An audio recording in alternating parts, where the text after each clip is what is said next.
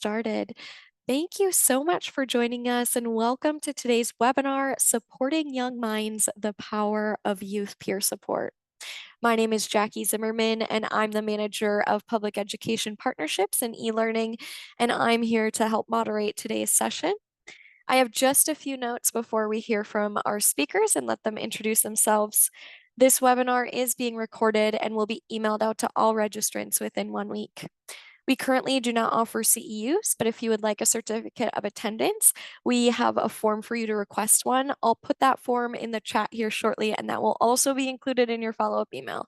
So I know sometimes the chat can be tricky with links. If you're not able to grab it from the chat, don't worry, that'll be in an email coming out to you sometime tomorrow. We might have some time for questions at the end of our session. So like I said, please feel free to put your questions in the chat. We'll be collecting those and then reviewing them at the end. Also, if you have any extra resources or information you want to share today, the chat is there as well. I know that you all always love sharing in the chat. So thank you for that. Just a reminder to keep it respectful and safe.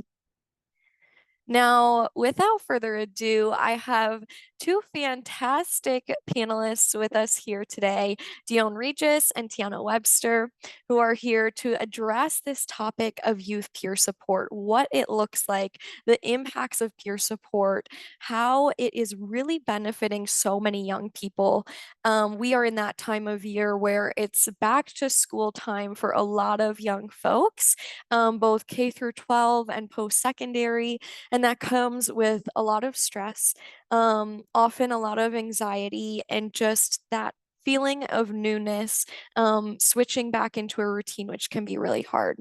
I have some additional back to school type of resources for youth and for adults that are supporting youth in different settings, both in caregiver settings and school settings. I'll post those resources in the chat here, and we'll also include those in our follow-up email. But for today, we really want to focus this discussion on peer support, which is why we have these two lovely ladies with us. So welcome, panelists.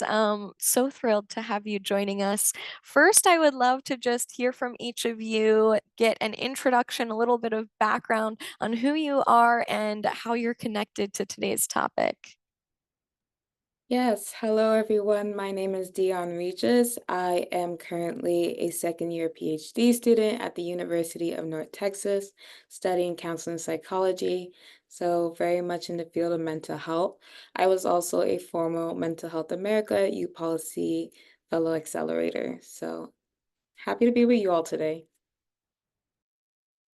Thank you. And good morning, good afternoon, wherever you're calling in from. My name is Tiana Webster. I was also a former MHA YPA fellow, and I am 24 years old, and I'm currently pursuing my psychology degree.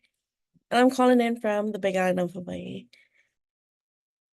Thank you both. We are so grateful to have you joining us and from different time zones, different places. It's really great to have you both here today.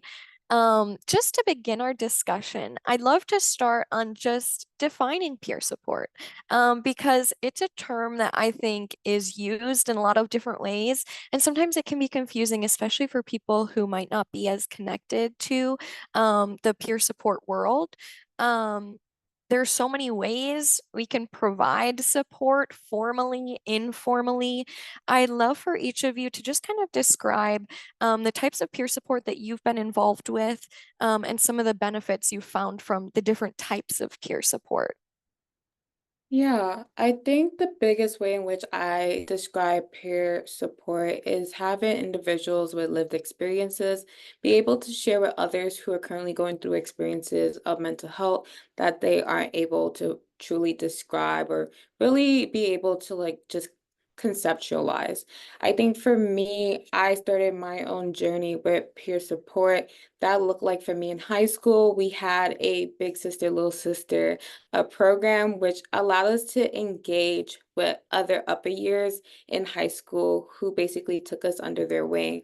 And so I think that experience was really helpful because sometimes, especially for you who are currently exploring mental health issues, it can be really scary to talk with an adult or an authority figure.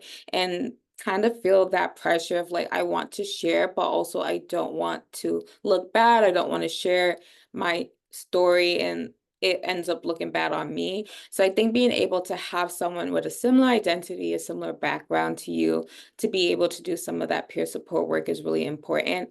But for me personally, I was dealing with some mental health issues due to some grief that I was going through at the time.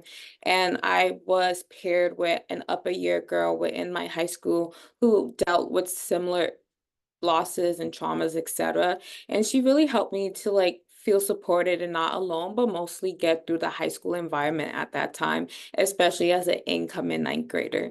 So I was really intrigued with that process, and that's continued to help also build my level of advocacy for mental health as well.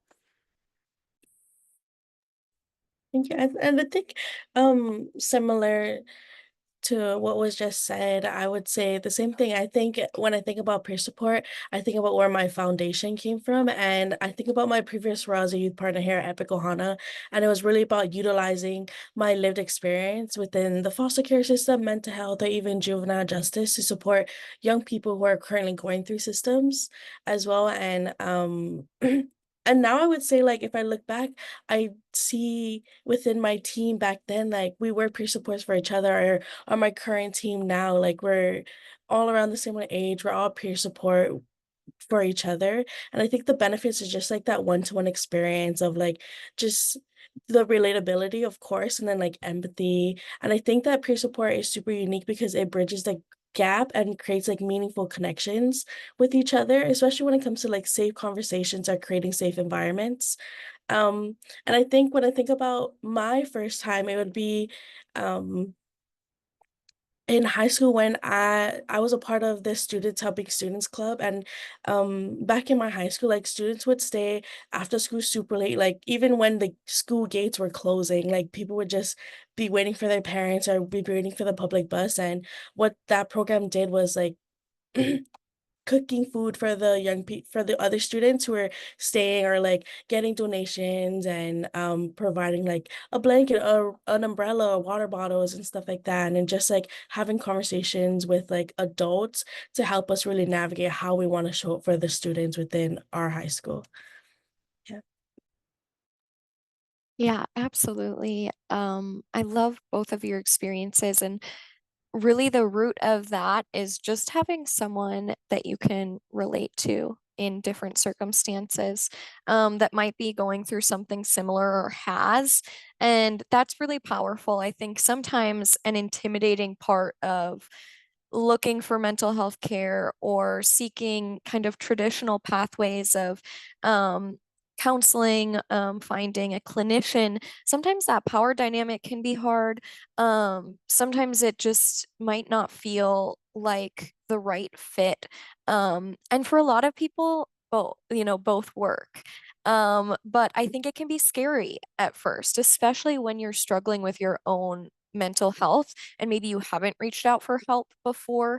I feel like peer support can be a less intimidating way to really get that support and find help in some specific scenarios. So it's great to hear that each of you have been able to experience that yourself. I was going to ask, how you first got involved. Were you reaching out for support? Did you start by volunteering? And it sounds like there's a little bit of a mix of both, but I'd love if each of you could kind of describe that first experience for you, or if you've done both roles, how it differed, kind of receiving versus giving. Yeah, so I know I talked a bit about my experience receiving peer support and how just like influential it was to the time that I was going through grief, but also really influencing the work that I want to do today. But another example that I did have that I did for 2 years and really like influence how I view peer support is work that I did in undergrad with the Office of African American Affairs at the University of Virginia. And it was basically a peer support program where upper years in the college was paired with first years, so incoming students of color, predominantly of Black descent, and basically gave them the opportunity to have individuals who look like them, be able to be a guide and support in a system that is predominantly white. And so for me, I had the privilege of being able to take on maybe 5 first years, but also have the one-to-one experience with each of them. But I remember what was really notable in that time was that I had a girl who came in and it felt like a cycle was repeated for me in which that I was grieving the loss of a parent and I had someone who had a similar identity, was in the same like age as me and other identities look after me. And so I had this first year now come into me who also is now coming to college with the same grief, the same loss, but is also having a hard time just transitioning to this very much dominant white space. And so I just remember her coming to me one day and saying, like, I'm feeling all these feelings that I just don't understand, which was really a lot of her just having depression, anxiety, but also as a first generation American first generation college student, it was very hard for her to even describe what mental health looked like. Like before she even came to college, she never really like did the work, the psychoeducation to really understand what mental health was. So being able to have that space and that experience to be able to say, I literally went through this. I know how you feel. I know how scary it is to have these feelings of like suicide, of like depression, like sad thoughts, etc. But I can like get you through this. I can guide you through this process. And I think I just saw how effective it was for someone who didn't know anything to now be able to look towards someone who did and also looks like them. So I think that also guided the work that I did and continue to do today as well. And I think for me, besides like the clubs that I had in high school, I started my peer support journey like super. I think it was like 20 or 21, and it was during COVID time, and I was really just trying to find like a sense of like what my purpose is and what my passion is. And I knew that it was always aligned with like giving back or helping others. And so when I was going on Indeed, and I was looking up jobs, and the job as a youth partner at Epic Ohana opened up. It was a bit scary because it was about providing lived experience, and I think I didn't really heal from being a foster youth. And I think as soon as I turned 18, it's like I tried to completely forget about just my experiences. But then when I was reading the description, it was really about like remembering like that yes, I did have highs and lows in foster care, but the foster care system was just very confusing and lonely. It was confusing because of like the adults, but it was not as trauma informed as you would want it to be or how I wanted it to be. So when I first joined as a youth peer support and a youth partner, it was really like super transformative work, and it was about reassure and sorry, it was reassuring to me that the people that I was around knew how to be trauma informed, especially with youth in Hawaii, because we're all so diverse here. They call it like the mixed plate over here because we have so many backgrounds, but then also so many trauma from what happened with the Native Hawaiian history here. So I knew that the work was going to be very transformative, but also healing. And I knew that I didn't want another young person to kind of experience what I experienced at being in foster care and being ripped from my biological family and separated from my siblings. So that's kind of where the start of my journey began as a youth peer support. Thank you both for sharing. I think it's really cool how with peer support, the person who's reaching out for help, it's improving their mental health, but also when you're able to provide that, it's its own healing process, like you said, Tiana, of really figuring out, maybe talking through some things that you haven't in certain ways or processing through emotions through helping someone else, which is a really special part of peer support.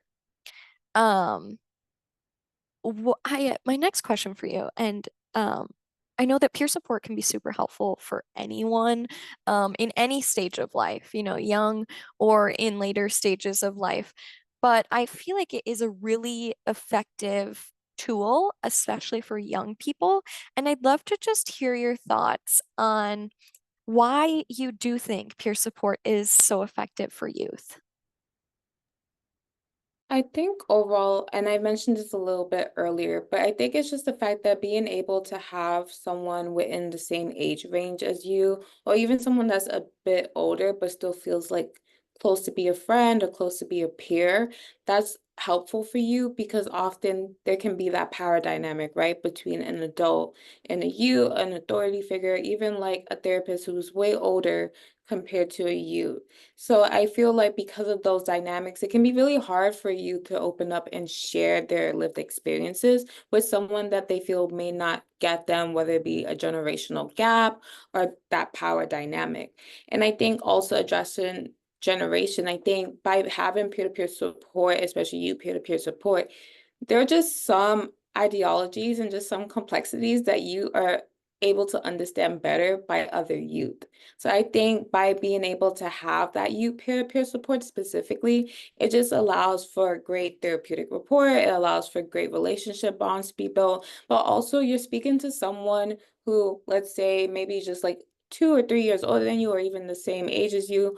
You're speaking to someone who's been through the experience recently, and therefore they're able to connect more to you and also have all of the cultural pieces, the generational pieces, etc., that's also implemented within each struggle. So I think that's really important when it comes to you peer-to-peer support and why you would prefer more of like being able to talk to someone around the same age as them. Well, I think Dan summed it up perfectly. And I really wanted to speak on the relatability part, but I think she did a great job. So maybe it's peer support is effective because relatability and you're providing empathy and you're being a listening ear. And I think from my experience as a peer support, I think youth often feel more comfortable opening up to someone who has, similar to what Dion said, has like walked a similar path. And I think this experience creates a strong sense of understanding and trust. And I think for me, I knew that trust was a big thing and I wasn't gonna talk to someone about what I truly was feeling unless I trust them. And that comes through rapport building. And I think that's what peer support um is. It's building rapport, it's building connections. And I think it's not until that rapport is built that crucial change to the young person's mental health and emotional well-being will start. Absolutely. It's a lot of that relationship building that really makes such a difference. Um, and for young people, they're experiencing new and different things. And a lot of times in that middle high school time is when you're under more stress. There's new things going on, and mental health challenges seem to arise. And so it can feel easier, as each of you kind of mentioned, or just a little more comfortable to maybe reach out to someone who there isn't that power dynamic there that you feel can relate to what you're going through. What are some of the unique challenges youth and young people are facing today that you think peer support can really help to address?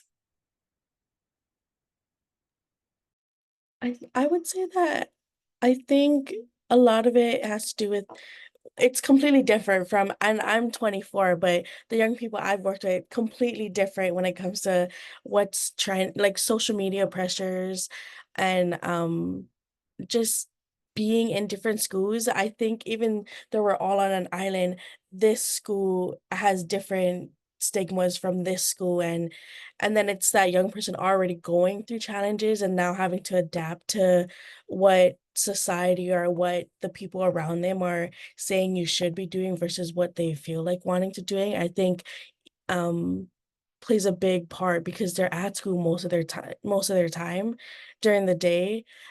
So I would say social media pressures is a big influence on a young person's mental health for sure.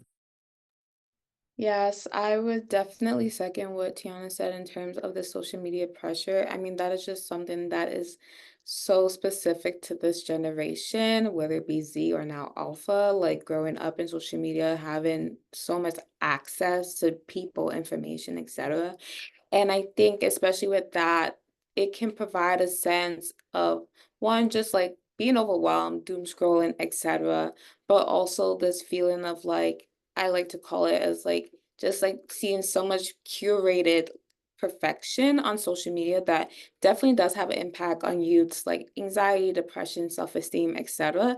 So being able to talk about those struggles, those issues with others who specifically understand that dynamic is very interesting. And I think that is just definitely one of the biggest, like, most concrete issues I can think of that is related to youth today. And I just also think just like the political climate, just also the uh divisiveness, like I think it's just really hard to have conversations. And then tying in social media as well, it just feels like there's just so much information coming from everywhere. So that can also just like add to like the overwhelmingness and the feelings of like, what do I listen to? What do I not listen to? How do I form my own like beliefs, my own system, like my own ideals? So I think we also just see our generation in a period of time where it's just like, who do we want to be? And that provides so much anxiety to make the world better as well. Yeah, I would also add, like economic disparities. Like when I think of young people and I think about the resources that here in Hawaii we lack a lot of resources, and I'm sure that's um relatable in other areas too. I would say sometimes like I see that um oh my gosh, where's my train of thought? Um oh, what is it called? Sorry. Okay, I'm gonna just backtrack, but I think resources, the lack of resources for mental health, the lack of resources for we let's talk about like food drives, the lack of resources in a lot of areas, and each different island experiences different thing, whether it's housing, that can take a toll too. Because even if it's the adult that's in the youth's life, it still affects them in a way, and even though it's not their direct problem, it's still affecting their well-being. Yeah. And you bring up a great point too of just availability of resources. And even for a lot of people, they might be struggling with their mental health and not be able to get into a clinician or be able to have access to other care that they might need.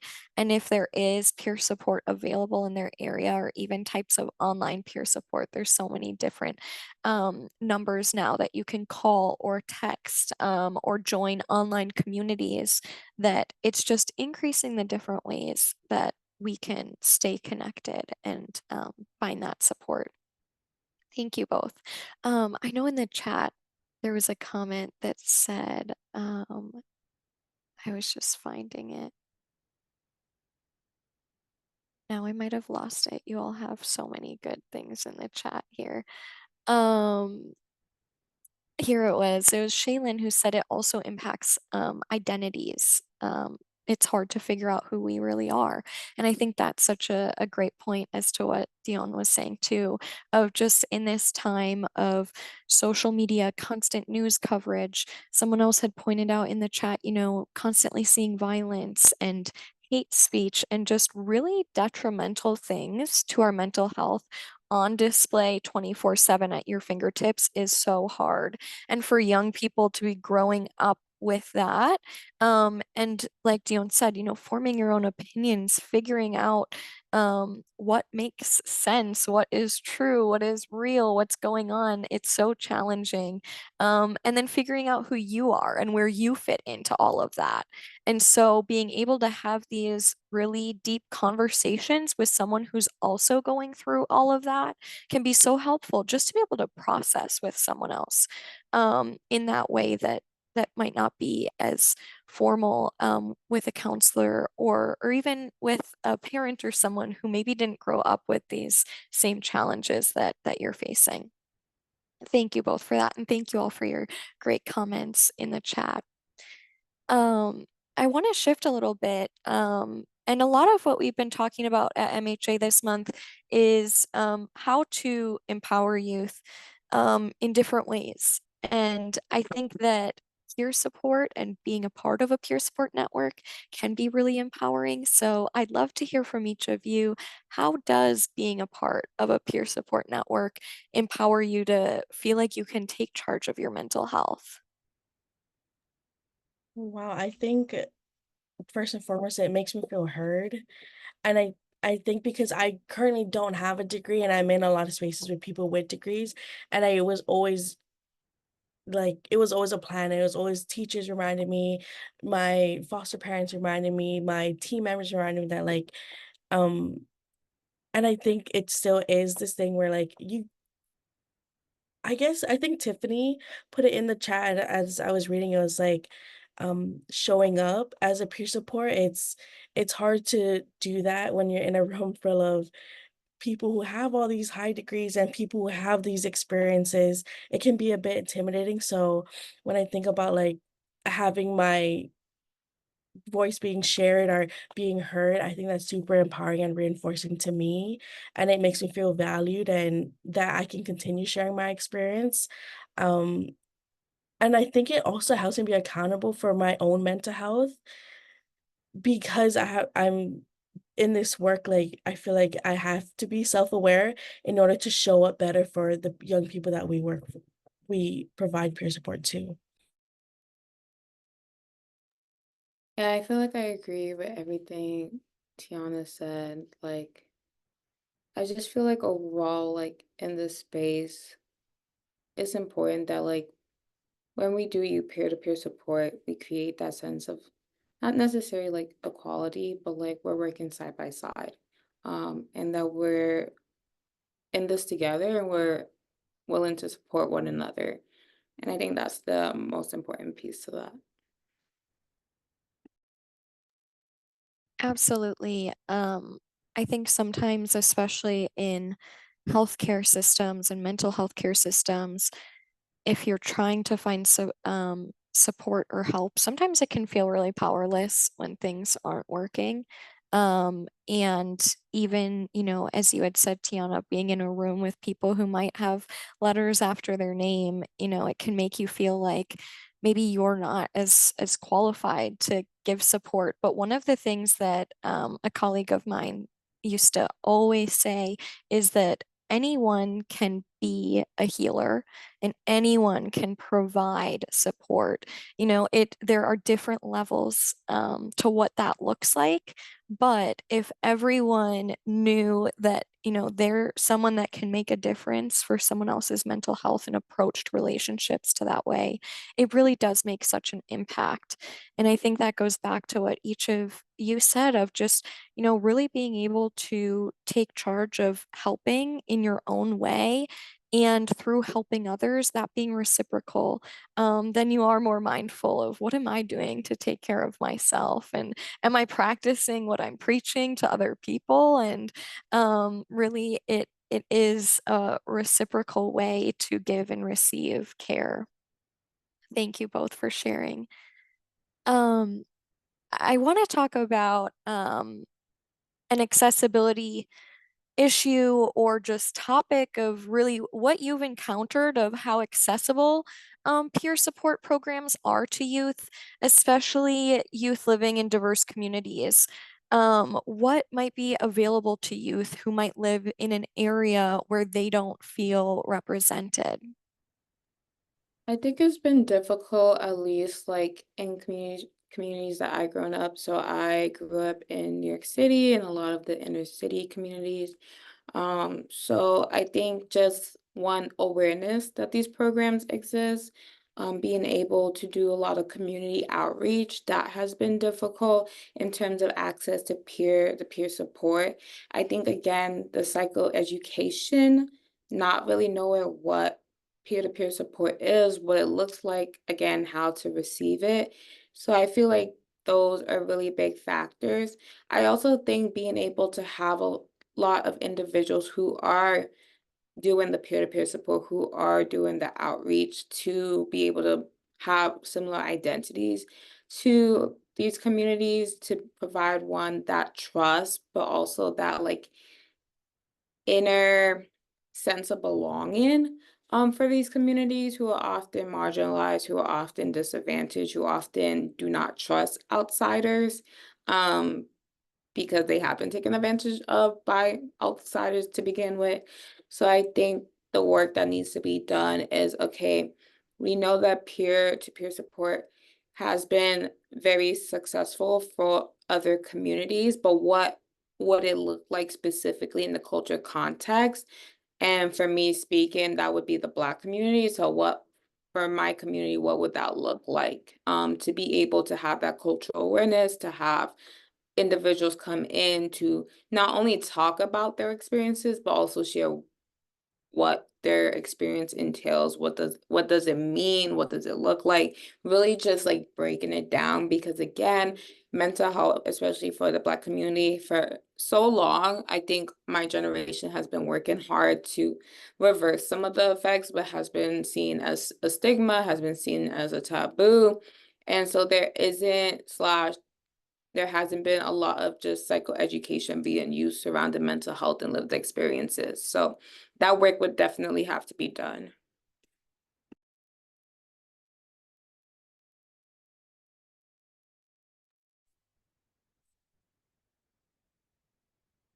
I think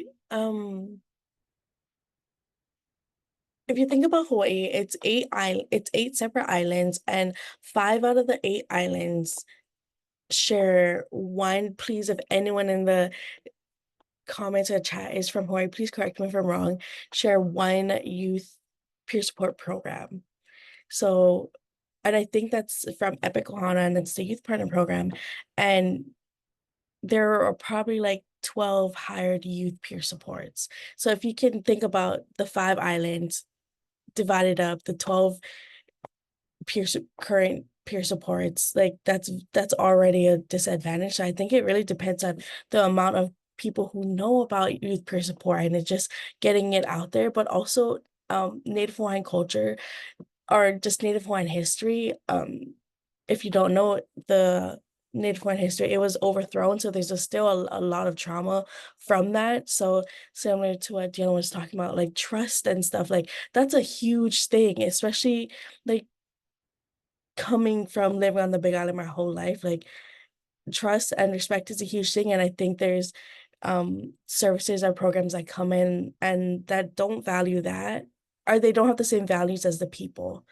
And I think that's where the disconnection happens, and that's where stigmas are built, and that's that's where a lot of the problems when it comes to diverse communities come from. And I think it's just like when I think about Hawaii, I think about being inclusive and culturally relevant, because culture is a huge thing here, and there's many different cultures and many different culture influences. So I would say just being mindful. Absolutely. Thank you both for your perspectives on that. And I know a lot of people are sharing experiences they've had in the chat too. Thank you all for sharing. It can be hard to have what I'm seeing a lot of you saying in the chat too. It's hard to have access to care in the first place, and then having culturally relevant access to care that is impactful for you. And like Tiana, you brought up of, the I don't want to say burden of peer support, but the pressure of when you are overloaded, when there's not a lot of peers and you're the ones doing a lot of the healing, that can also take kind of that emotional toll on those who are providing peer support when there is limits. And it's just another reason why advocacy for supportive peer support programs and funding is so important, because as a lot of you are saying too in the chat, there's so many directions of healing. There's so many different paths we can take. And this is a really important one. And one, when we can get more peers certified, it helps decrease that access issue for a lot of people in maybe rural areas, or in areas where it is harder to get in for care. I know A lot of you have really great questions in the chat. Kind of on that note, I want to bring up one of the questions from the chat where someone said peer-to-peer is a very valuable tool, but sometimes youth might need to be referred to practitioners after talking to a peer, which is very true. You know, we want to make sure that in our peer support programs, there's things that we can do as a peer, and sometimes it gets to the point where, you know, someone needs that extra support of a clinician. This person asked, have you seen peer-to-peer leaders also inform the cultural competence of adult practitioners to better support youth? If either of you have thoughts on that. Yes, I would say, within the youth partner program, I see, even though I'm not currently working there, they're still going to trainings. Yes, Tiffany and Evan in the chat work as current youth partners. So if you see them commenting, everything they're saying is agreed. Yes, keep commenting. But they're in spaces and they have a great supervisor and great management team where like they're going to the different family guidance centers. They're talking about what youth peer support looks like, what youth partners are, why it's important. They're going to different trainings, conferences. I think we're lucky and we're definitely blessed and thankful to be in a nonprofit that sees the importance of being youth driven and youth friendly. So that's definitely a lot of what they do. I think And oh, sorry. Go ahead, go ahead. I was gonna say, I was reading Tiffany, but I think certification is definitely key in this process, and just the fact that like the more certified you are, that means the more knowledge you're gaining, the more insight you're gaining, especially including a cultural context for whatever community you want to work with or are working with. And I think by having that knowledge, you create the reassurance to those that are engaging in these services that I am in the hands of someone that can be trusted and knows what they're doing and knows what they're talking about. Absolutely. The certification for peers, it gives you the tools you need to really be able to help people in the best way possible. And you know, as we talked about earlier, anyone can be a helper and healer in the way that you can listen and support. But really being able to get into one of those certified peer programs, talking to someone who's a certified peer, they're able to direct you to care in different ways and provide support in different ways. And so even if you're someone who is an informal peer and you're working with young people similar to you, you have a friend or someone come to you who is struggling, and you feel like you're not quite able to provide the level of support they need, then you're able to refer to maybe a certified peer program or get them to that next step of care that they're looking for.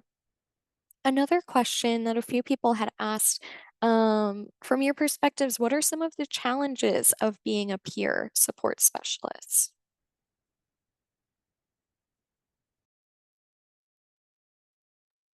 I mean, I think the biggest challenge is that you're taking on a lot of like the emotional hardships of lived experiences.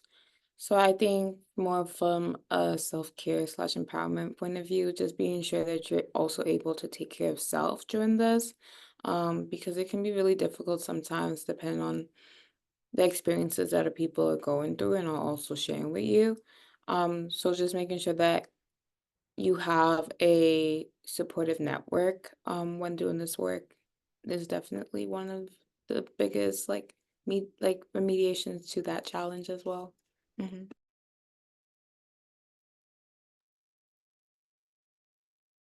I would say I think definitely what Dion was saying, but also you're having to use your own lived experience. So it's like, and trauma shows up in like the weirdest and the randomest places for me. I remember like being on certain visits and we're at a coffee shop and I feel it in my stomach, and it's like I don't realize what happened here, like what my experience at this specific coffee shop is for it to happen. So you have to like deal with what you're going through while providing peer support or providing lived experience, and then showing up as your best self for the young person all at the same time. I also Man, I should start writing my thoughts down because as Dia was talking, I had thoughts and I didn't. But I'll leave it at that. If it comes back to me, I'll say it. Absolutely. Um, Great points on that. That empathy and compassion fatigue is hard when you're talking with other people, but then even just processing through your own emotions with it all. Right. My thought was when you're coming from somewhere that's like trauma informed, especially like youth peer support, and then you're going to spaces where that organization are is not as trauma informed, you're having to like adapt to the different environments and be like, okay, it's not you, it's how they're running their show, it's how they're running their organization. And I think I've been in enough spaces to realize it's always going to be different within CWS or FGCs are different organizations. So it's like adapting is a big thing, especially to other people who may not see peer support as important as it is, or youth peer support as important as it is. And I think sometimes people hear youth peer support and they're like, oh yeah, this program is great and they're doing all these things. And then it's like they expect you to do a 360 with the youth. And that's not how it is because for us, youth peer support is youth driven and we're just walking alongside the youth. And so when we're in spaces where the team members expect you to completely change the youth's lives, it's like that's not how it works. And sometimes even though you keep explaining yourself, it's some people you just have to adapt to other people and or other organizations who aren't fully aware. Absolutely. That change in environment and adaptability is challenging. Especially as each of you mentioned, you're processing through your own emotions. You know, it's not similar to a maybe more clinical setting where someone's talking you through an experience you're having, but instead you're also putting your personal history and experiences and emotions out there, which is extremely draining in itself.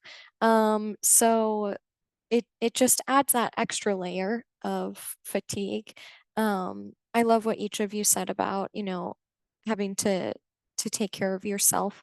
What have you found to be kind of the most helpful ways to process or find that self-care or healing for your own mental health as you work through being a peer? I think for me, supervision has is the biggest thing. Even though I'm not in the role of a youth partner anymore, I still advocate to have supervision in the different departments that I work in, just because I take so much from it. It's like a debrief. It's checking into how I'm feeling as the organization's worker, how I'm feeling as a peer support, how I took things in versus it's like giving me a different perspective. So I think supervision for sure. And then personally, I think always just keeping in mind of self-care. I think sometimes something as simple as drinking water helps me versus or I do need to go to the beach or be alone journaling or doing something like that. So definitely keeping self-care at the top of your list or in the back of your head. I think also for me, when I do this work and also even my own work as a future clinician, I just think about the ways in which sometimes you have to be able to separate your life and your story from the stories of others. And sometimes it feels like bad when I say that. I'm like, oh, like I should like care about my clients. But I think in a way, when especially looking at peer support, that is helping a person by being able to say that like I can only help you if I'm feeling my best, if I'm at 100%.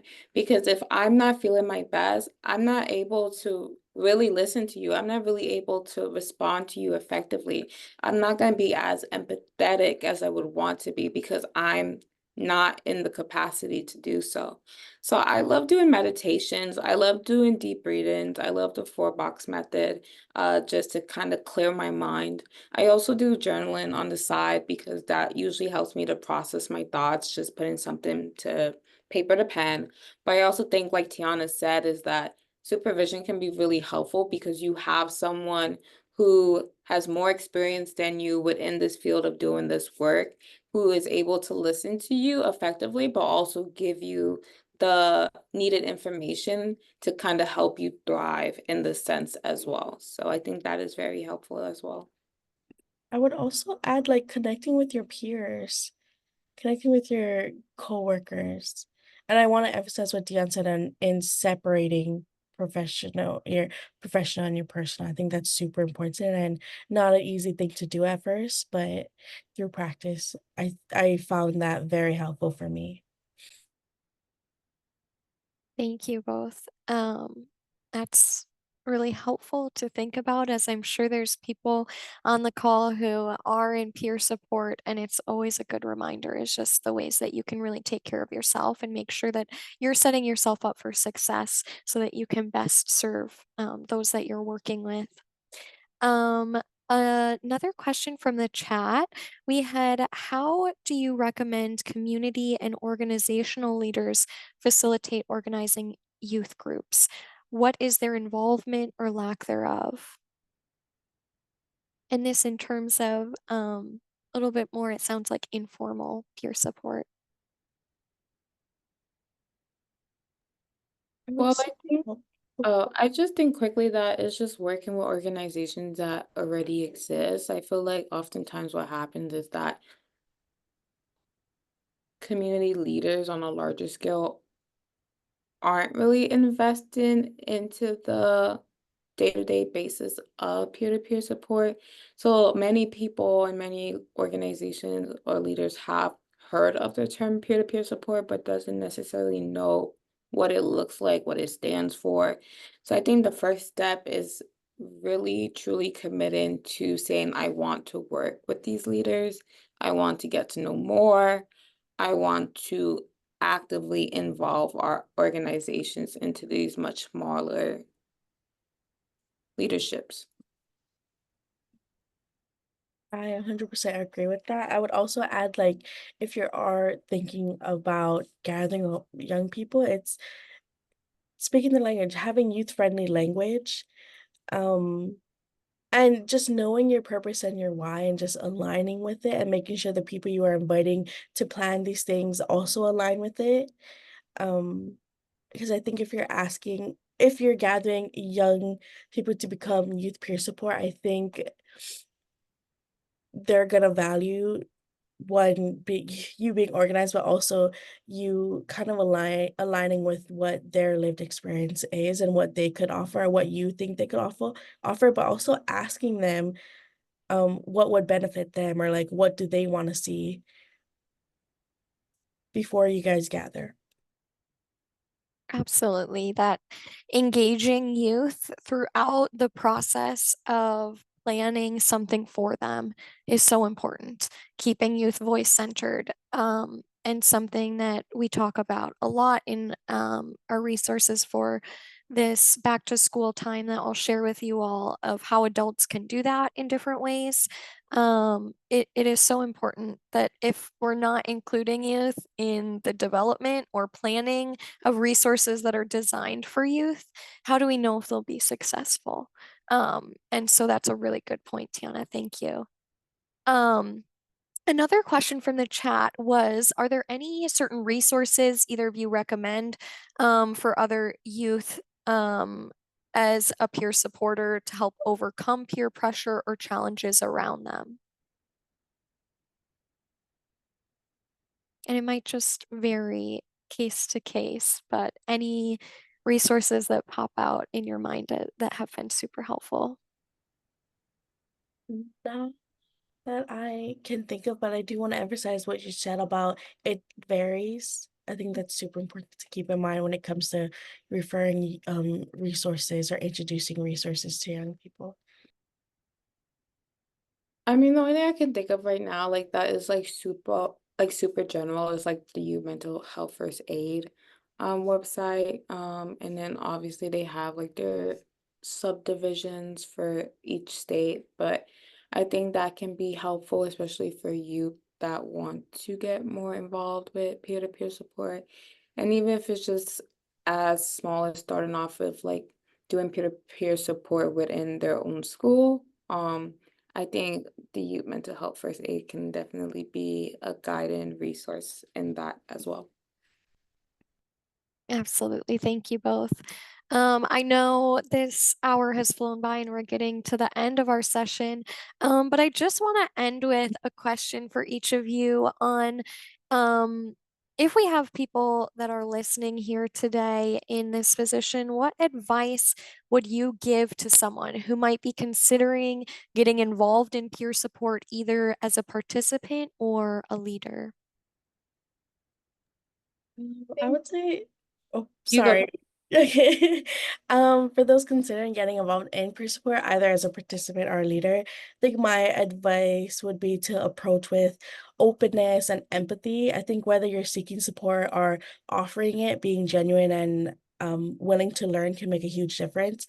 I also think it's important to recognize and respect boundaries and seek additional training if necessary to support you in coming up with your boundaries or, maintaining your boundaries.